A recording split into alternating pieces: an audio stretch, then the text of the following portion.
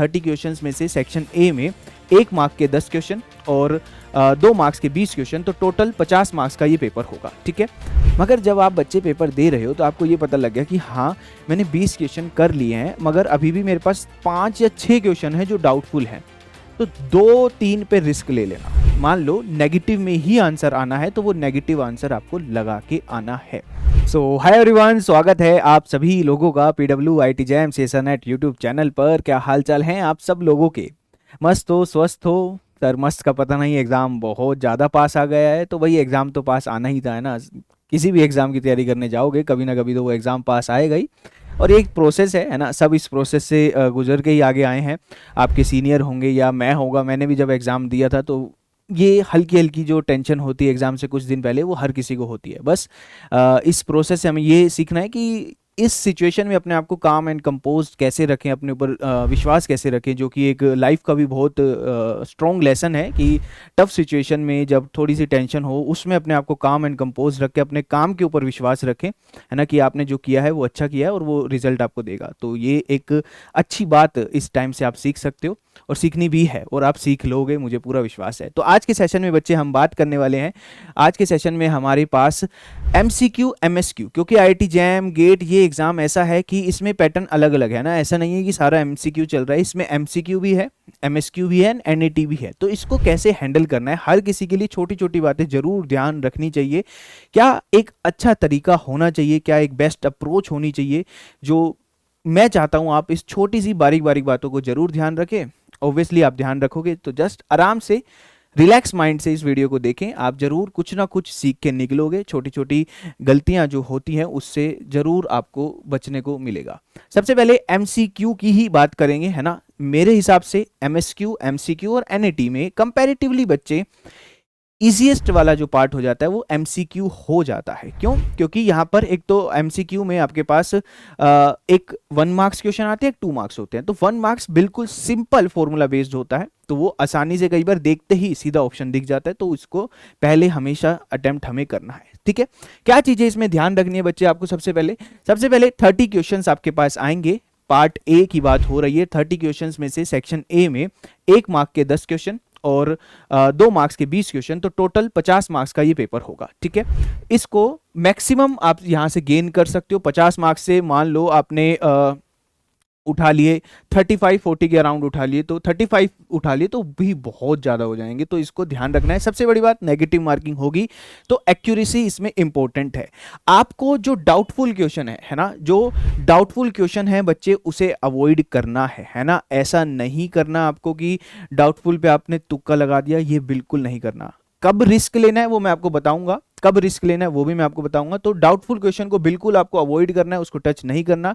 एक बार जब आपका ये पार्ट हो जाए तो टाइम लेके जब भी एक क्वेश्चन करो, कई बार क्या होता है ना, बहुत इजी क्वेश्चन होते हैं, देखते ही हो जाते हैं। तो इसमें ऐसा होगा कि देखते ही क्वेश्चन हो रहे होंगे, मगर एक बार संयम से टाइम लेके उसको रीचेक जरूर कर लेना। और एक ये मान के चलो, जो भी आसान क्वेश्चन विदिन 2 सेकंड या 3 सेकंड भी होंगे, है ना, देखते ही। अच्छा लैंग्वेज पढ़ी, इसमें तो जैसे केमिस्ट्री में तो सीधा सीधा कई बार ये पूछ लेता है कि इसमें क्या होना चाहिए, इसमें जिंक होगा, आयरन होगा, क्या होगा, तो पता होगा तो 3-4 सेकंड का ही काम है। मगर माइंड को प्रोसेस करने देना, उसको 2 मिनट लेके सोच लेना। 2 मिनट नहीं, मतलब 10-20 सेकंड उसको दे देना। अगर वो इतनी जल्दी हो गया है तो आपका बहुत जल्दी हो गया, तो उसको थोड़ा सा एक बार रीचेक जरूर करना है। क्योंकि यहाँ पे हमें सबसे बड़ी बात है बच्चे, नेगेटिव मार्किंग नहीं करना। 1 मार्क क्वेश्चन जो होते हैं वो कंपैरेटिवली इजी होते हैं, कंपैरेटिवली इजी 2 मार्क्स के बजाय। ऑब्वियसली वो इजी होंगे, 2 मार्क्स में थोड़ा सा लेंथी प्रोसेस होता है। तो कोशिश करो 1 मार्क्स क्वेश्चन 10 आएंगे तो इसमें से आप अच्छे खासे अटेम्प्ट कर लो। सबसे पहली और एक इंपॉर्टेंट बात, हो सकता है पहली स्क्रीन पे आपके सामने जो क्वेश्चन आए वो उस पेपर का क्या, उस पूरे केमिस्ट्री के पूरे IIT जैम के पर्टिकुलर हिस्ट्री के, चाहे मैथ का हो चाहे फिजिक्स का हो, कोई भी एग्जाम की बात हो रही है, वो सबसे मुश्किल क्वेश्चन हो आपकी स्क्रीन पे पहली बार दिखाओ, तो उससे आपको अगले क्वेश्चन पे कोई भी माइंडसेट लेकर नहीं जाना, है ना। और कई बार ऐसा होता है कि शुरू के 5-4 क्वेश्चन ऐसे स्क्रीन पे आ जाते हैं कि वो इजीएस्ट होते हैं। मैंने अपने टाइम पे इस 10 क्वेश्चन में 9 क्वेश्चन जब मेरी स्क्रीन पे आए थे तो 9 क्वेश्चन वो हो गए थे, मतलब कि उससे एक अलग ही माइंडसेट निकल गया था। मगर मैं ये जरूर बताना चाहूंगा कि हो सकता है कि ऐसा ना हो, शुरू के क्वेश्चन मुश्किल आपकी स्क्रीन पे आ जाए, वो नहीं होंगे अगर, तो उससे आपको डाउन फील नहीं करना है। क्या पता आपकी स्क्रीन पे बाद वाले, मेरी स्क्रीन पे लिटरली पहले 4 क्वेश्चन तो सबसे इजीएस्ट क्वेश्चन ही थे, जो शायद ही किसी का गलत हुआ होगा, मगर फायदा उसने सबसे ज्यादा मुझे पहुंचाया, समझ रहे हो, क्योंकि मेरी स्क्रीन पे सबसे पहले आए थे। मेरी सारी घबराहट शांत कर दी उसने कि अच्छा जैम में भी कोई बड़ी बात नहीं है कि पेपर के क्वेश्चन है, यहां भी लग ही रहे हैं। तो मेरे को वो इजीएस्ट क्वेश्चन सबसे ज्यादा फायदा देके गए, हालांकि सबने उससे नंबर उठाए हैं।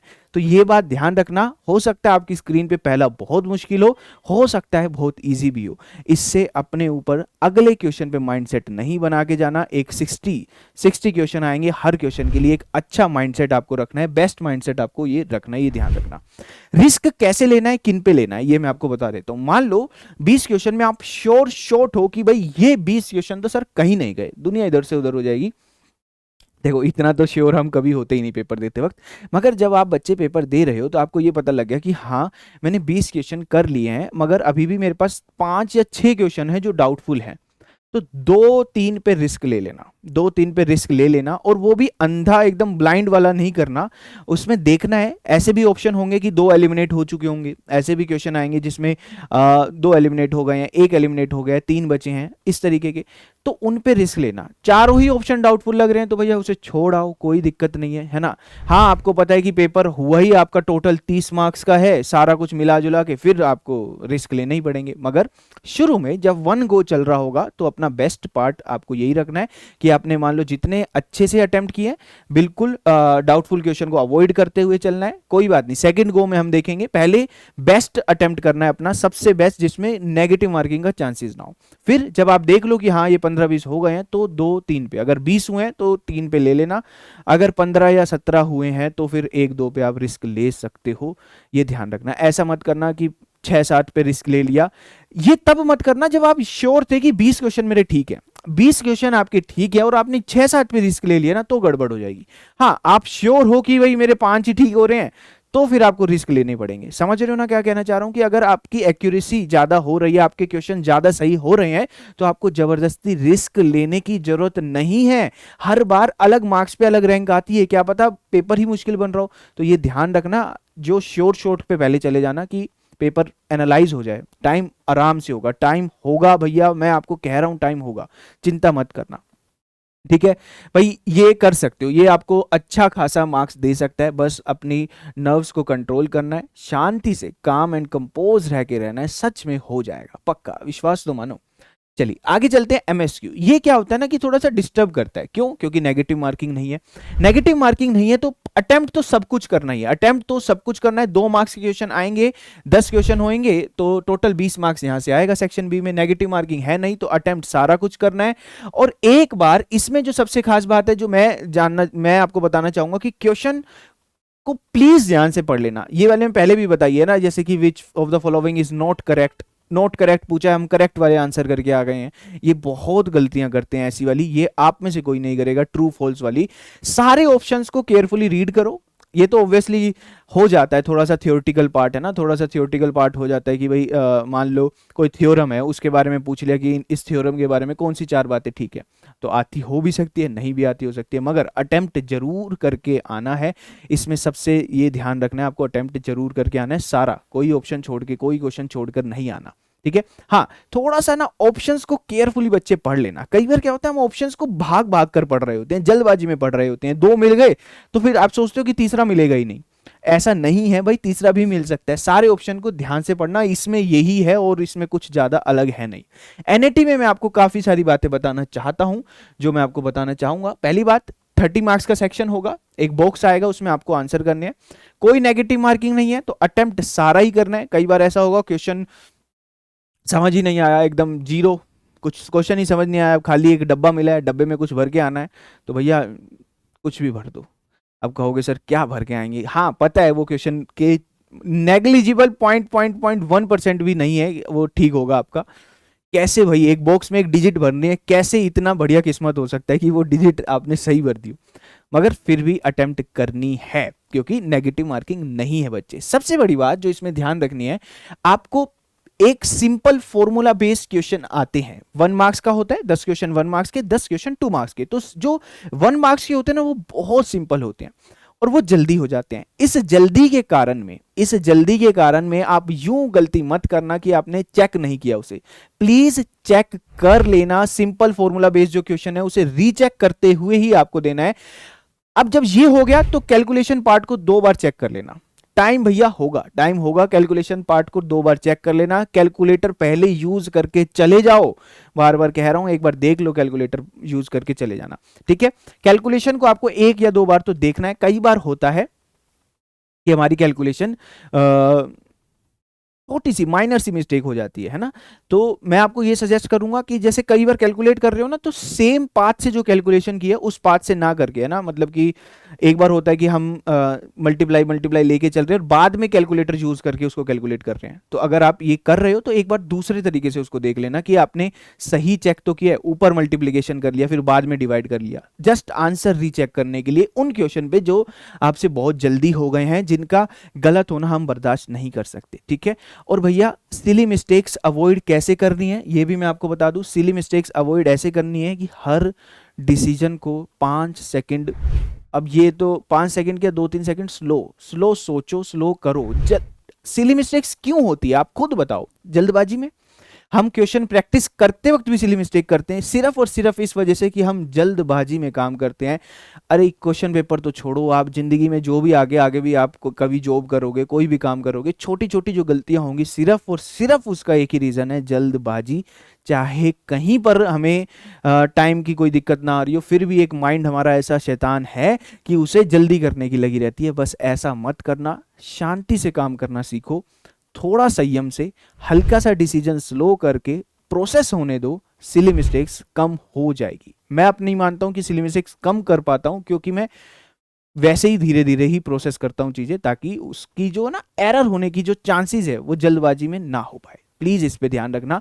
नेगेटिव मार्किंग तो है नहीं, सब अटेम्प्ट करने हैं। एक साइन का ध्यान रख लेना, मान लो नेगेटिव में ही आंसर आना है तो वो नेगेटिव आंसर आपको लगा के आना है ना। बहुत सारी गलती होती है, पॉइंट्स की गलती होती है, जैसे मैंने आपको पिछली वीडियो में बताया था, पॉइंट नहीं लगा था मेरा एक जगह, तो वो पॉइंट लगा के आना है ना। 31.6 आंसर आ रहा है तो 31.6 ही आंसर भर के आना है बच्चे, है ना। ये चीज ध्यान रख लेना। क्वेश्चन को ध्यान से पढ़ लेना। क्वेश्चन को ध्यान से पढ़ने का मतलब समझ रहे हो कि अगर आपसे पूछा है कि राउंड ऑफ कहां तक करना है, जब आंसर फिल करोगे तो क्वेश्चन को ध्यान से पढ़ लेना। क्या होता है कि हम क्वेश्चन की वैल्यूज देख के अपना, अच्छा काइनेटिक्स से आया, अच्छा ये इधर से आया है, ये लो, ये तो बहुत जल्दी हो जाएगा, थर्मो से है, थर्मो मेरा बेस्ट पार्ट है, इसे जल्दी जल्दी करता हूँ, आंसर तक पहुंचा। क्योंकि ऑप्शंस है नहीं, जो आपने अपने स्क्रिबल पैड में लिखा है उसी को वहां पे चेप के आना है, तो आप कुछ भी भर के आओगे। इसलिए क्वेश्चन को, हर क्वेश्चन को ध्यान से पढ़ लेना। एक अच्छी आदत डालो, एक एक क्वेश्चन ध्यान से पढ़ो, ध्यान से, बिल्कुल ध्यान से।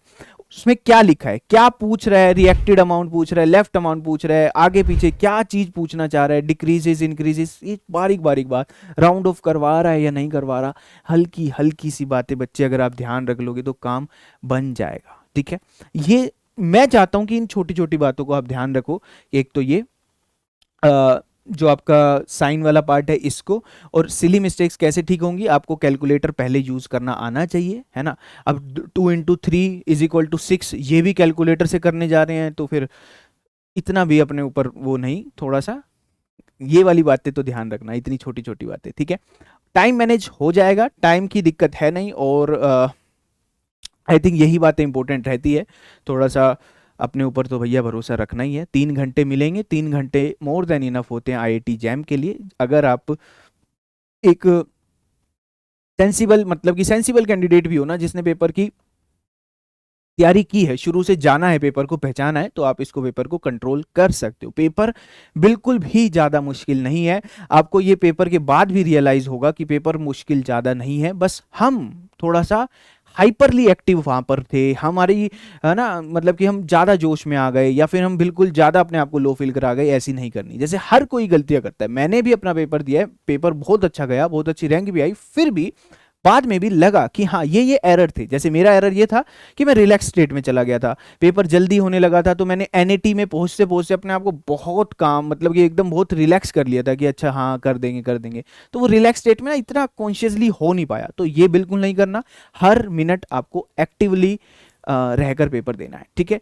बाकी भाई बहुत सारी विशेज़ हैं, बहुत ज़्यादा विशेज़ हैं, दिल से विशेज़ हैं कि आप लोग बहुत बहुत बहुत ज़्यादा अच्छा करो, बस मज़ा आ जाएगा, ठीक है। कोई दिक्कत नहीं है, आप मज़े से एक्सपीरियंस गेन करने जाओ, बहुत कुछ आपने इस जर्नी में सीखा होगा, बहुत कुछ आप पेपर के दिन सीखोगे जो लाइफ लॉन्ग आपके काम आएगा।